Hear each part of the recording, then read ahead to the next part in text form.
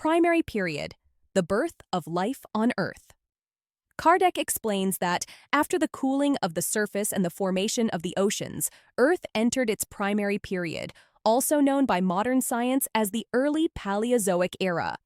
It was during this distant time, over 500 million years ago, that the planet began to show signs of stability and the basic conditions for life to establish itself.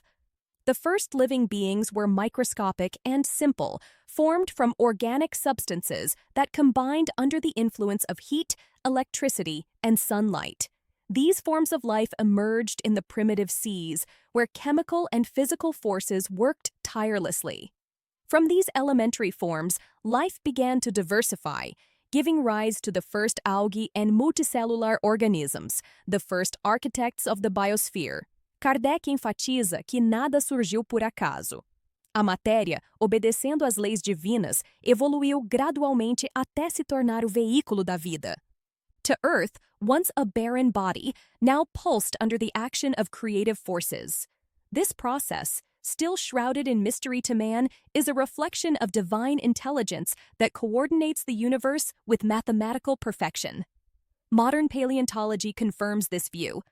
Fossils found in the oldest rocks show the appearance of the first marine organisms, such as trilobites and primitive sponges. Subsequently, mollusks, corals, and aquatic plants appeared, transforming the atmosphere by releasing oxygen. This slow and continuous development of life demonstrates the law of natural progress, which Kardec relates to the spiritual evolution of beings. Evolutionary biology adds that these first organisms contained within themselves the code of future complexity.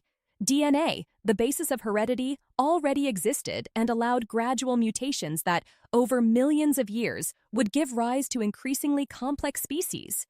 It is nature itself fulfilling the function delegated to it by God to create, transform, and perfect.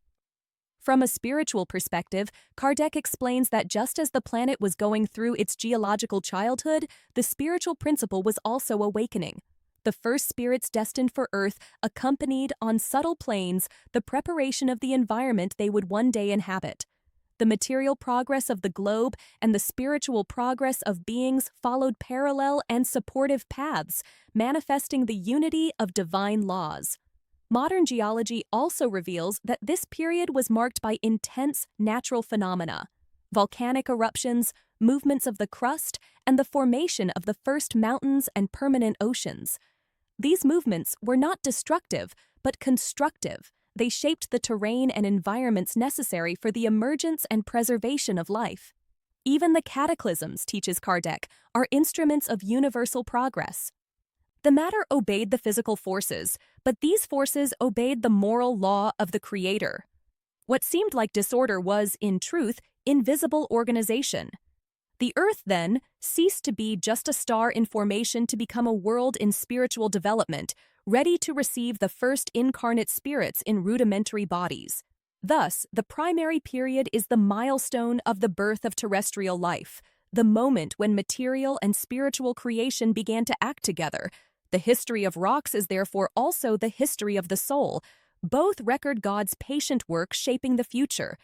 If this reflection has awakened in you admiration for the divine wisdom that acts from the beginning, share it. Because understanding the primary period is to realize that life is eternal and that its first spark ignited in the very matter that God animated.